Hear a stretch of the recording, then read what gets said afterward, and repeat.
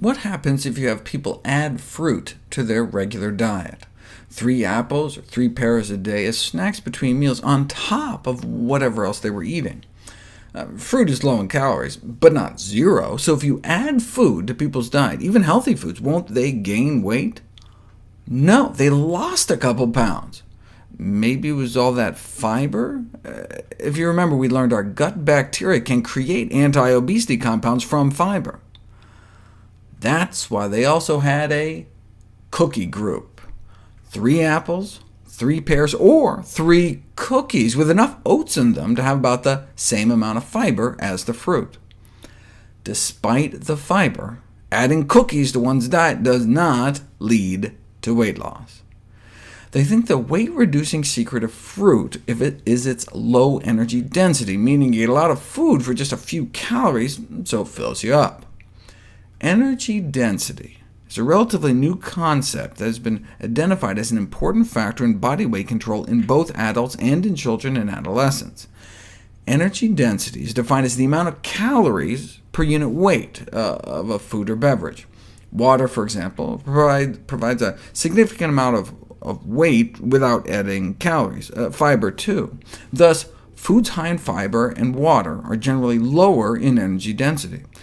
On the other hand, because dietary fat provides the greatest amount of calories per weight, foods high in fat are generally high in energy density. The CDC offers some examples. High energy density foods are like bacon, lots of calories in a small package. A medium energy density food is like a bagel, and a low density food typified by fruits and vegetables. In general, the lower the better, with 2 exceptions.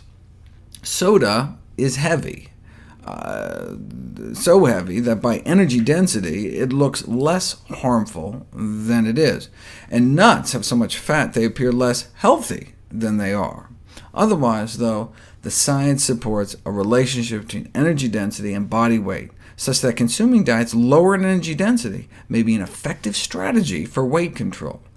This is because people tend to eat a consistent weight of food, so when there's less calories per pound, calorie intake is reduced. A small drop in energy density can lead to a small drop in weight, and the greater the decrease in energy density, the greater the weight loss. Energy density can be reduced in a variety of ways, such as the addition of fruits and vegetables to recipes, or by lowering the fat or sugar content.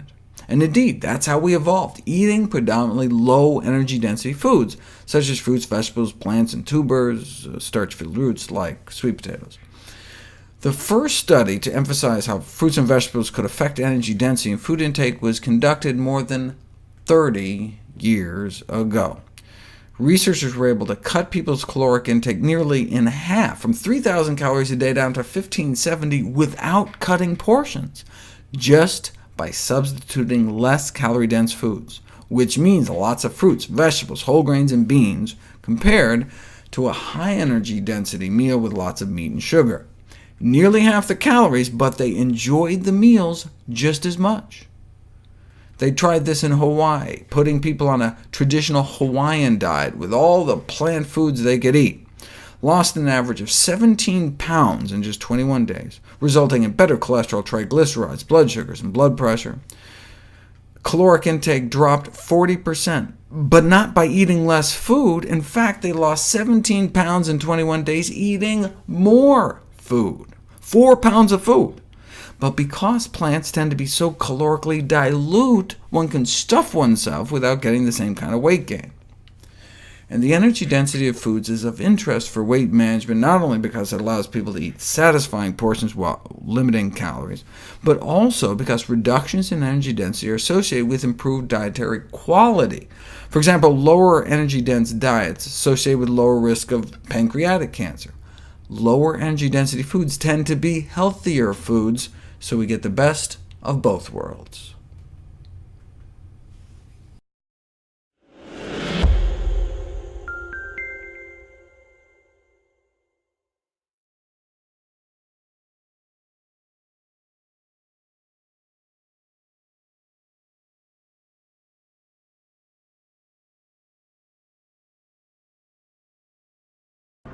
Good morning, my beautiful friends. I just got back from the gym and I'm gonna be making breakfast. I don't know, I can't talk right now. Today I'm gonna be doing a what I eat for sustainable healthy weight loss. So if you saw my video back in June where I gained 20 pounds after I'd lost 70 pounds, I said that I was gonna be documenting this a lot better than I have been on YouTube, and I'm sorry about that.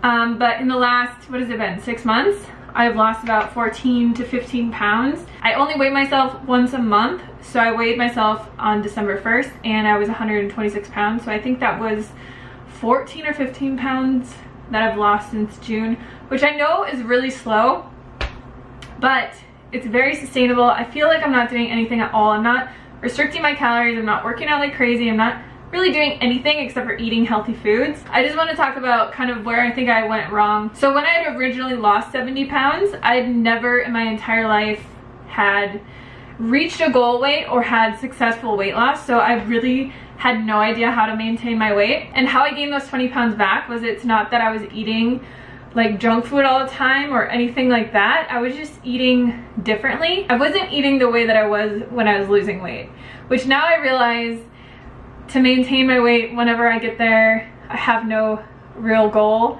or time frame. I'm just letting my body do what it wants to do and get where it wants to get to. I have no weight goal, I have no weight time frame, none of that nonsense this time. I realize I'm still going to have to eat the way that I was eating to lose the weight in the first place. That's where I went wrong. So for breakfast this morning, I'm gonna be making us hash browns. I pre-steamed some potatoes that I have in the fridge, and Derek got me this retro, like vintage, I would say that it's like a modern day spiralizer, except for it's from the 1950s, I think. It's called the Salad Master, and he got it off eBay. It's like super vintage. It has all these different what would you call them, attachments, so you can make different kinds of like fun shapes and all that kind of stuff. So I'm gonna try and shred my hash browns in this, and then I'm just gonna put some seasoning on them, probably dice up some peppers, onions, spinach. I would do mushrooms, but I don't have mushrooms. This thing is dangerous! And then put some spices on it. I'll put the exact recipes to everything I eat today in the description box for you guys, just so that you know if you want to remake them. And yeah, I'm really hungry, so I'm gonna start making food.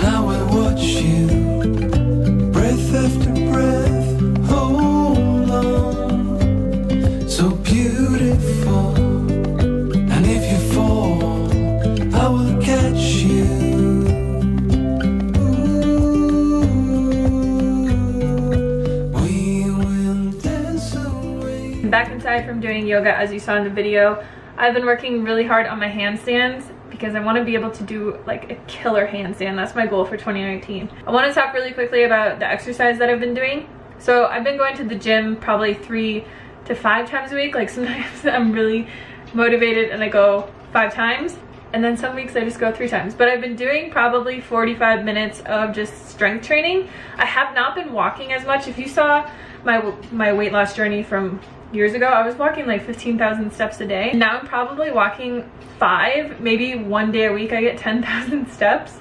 But I haven't really been doing a lot of like steady state cardio. I've just been doing more strength training to get stronger and to firm up and build muscle and all those things. And I've found it just to be a lot better for my mentality. Instead of walking around in circles or trying to like walk 7 miles a day, it just got really boring. And I found that I would have to take a nap every day because I was really tired just from doing a lot of activity and stuff.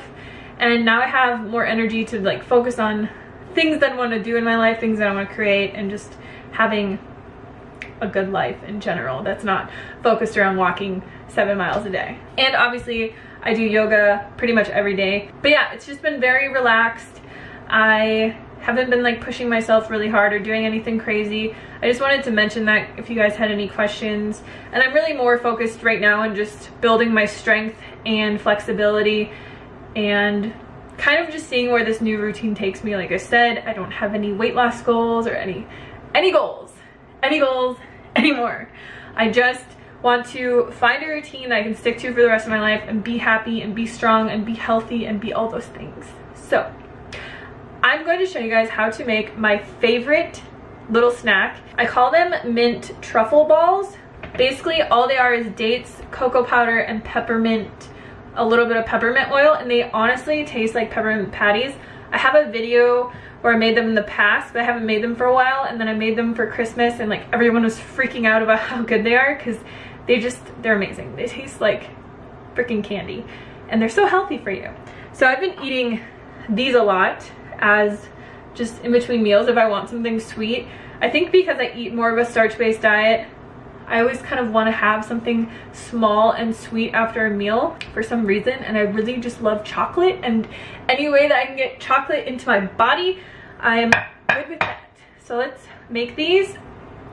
They're really simple to make. They're just kind of messy. So like I said, I'll be leaving the recipe for this in the description box below, but what I do basically is I use really good medjool dates. These are from 7hotdates.com, and they are the wet pack dates, so you don't have to soak them or anything. If you get dry dates from Whole Foods or any other kind of store and they're not super wet, I would recommend soaking them for at least an hour and then draining off all of that water. All we're gonna do is put our dates into our blender, add in our cocoa powder, and then add in our peppermint oil and blend it together. You really only need to blend it for a few seconds. And then I like to make these really small, so I just use a little teaspoon and I scoop out a little bit. They're probably about 1 inch in diameter. You want to put a little bit of cocoa powder into a bowl, and then once you're done rolling them into a ball, all you're going to do is just roll them in the cocoa powder, and then you'll just want to do that until all of your mixture is gone. Once you're done, they'll look like this, and they will be really soft. What I always do is I just put them in the freezer. I leave them in the freezer, and then when I want to eat them, I just take them out. And I just store them in a little glass Pyrex container like this. Hey, Bubba. Why are you always in here? Today has been one of those days where I've been so busy and I wanted to make like good meals, but I'm gonna eat leftovers for lunch because I just have a lot of stuff to do, and then I'm gonna make something special for dinner. This is leftover lentil loaf from Christmas, and I actually like it so much better when it's cold because I grew up eating meatloaf. Hate to say that, but I always liked it better when it's cold. And this lentil loaf is amazing. Again, the recipe will be in the description box, and then I just have a side of sweet potatoes here that I just baked in my air fryer. So beautiful, and if you fall, I will catch you.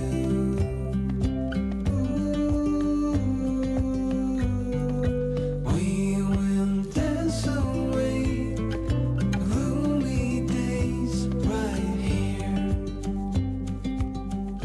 For this delicious dinner that I have, you guys kind of saw me put it together. I have white rice, some marinated tempeh that I cooked in the air fryer. I've also got some steamed broccoli in here, greens, carrots, cilantro, green onion, sesame seeds, and then the dressing I made out of tahini and the Trader Joe's Goiza dipping sauce. If you've never tried that stuff, it's actually really good. Let's try this out. I just kind of like to throw together these little bowls, and I make them different every time, and they always turn out really delicious. This tempeh marinade is so delicious. I put it on tofu all the time. Sometimes I just use it as a sauce that I'll put over a stir fry bowl or something like that. Thank you guys so much for watching, and I will see you on the next video. Bye.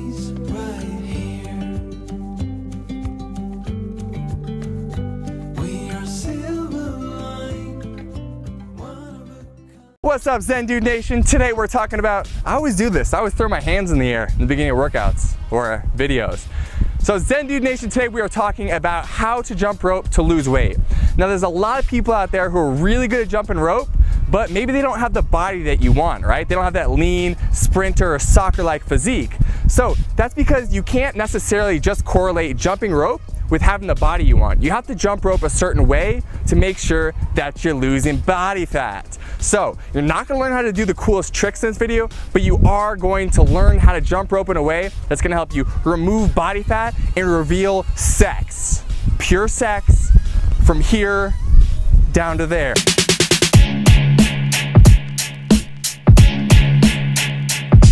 So if you like this video, please give it a like, guys. Comment below if you have questions, subscribe to the channel, and finally, we set up a free 4-week challenge for all of our Zen dudes and dudettes who want to get sexy while jumping rope and living an overall awesome life. So if you want to get in that free challenge, click the link in the first line of the description, and you're in.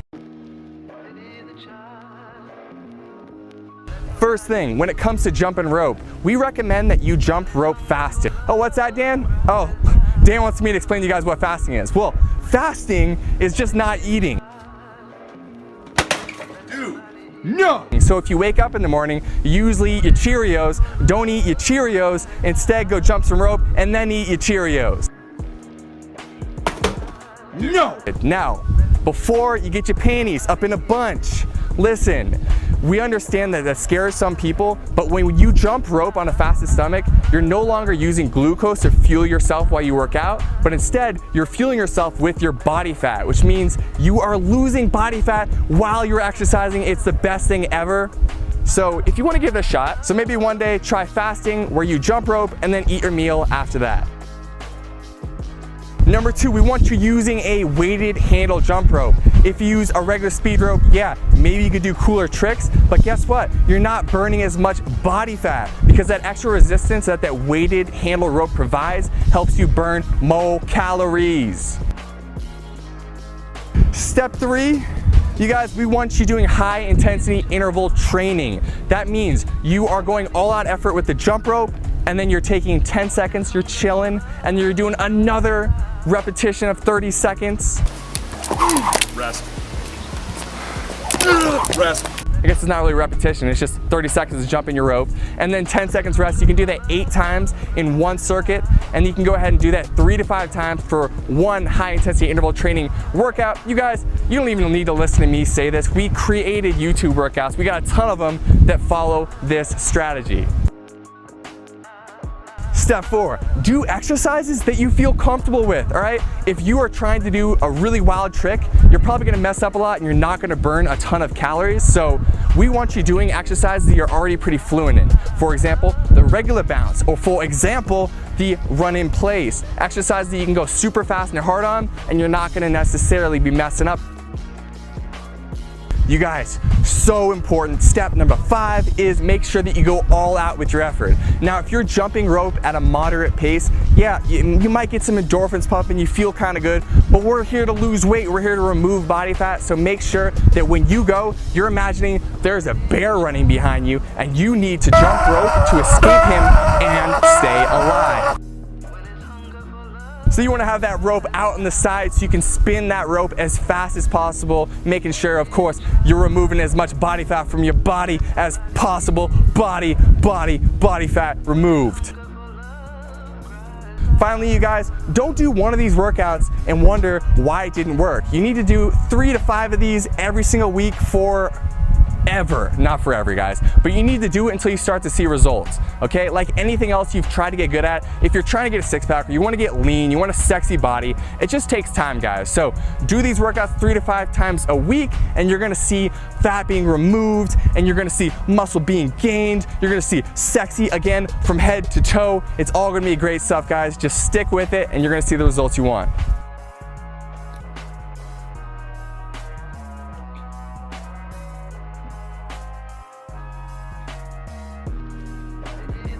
So you want to hold your hands out to the sides and make sure that you can spin that motherfucker as fast as possible. Okay, maybe I won't say motherfucker.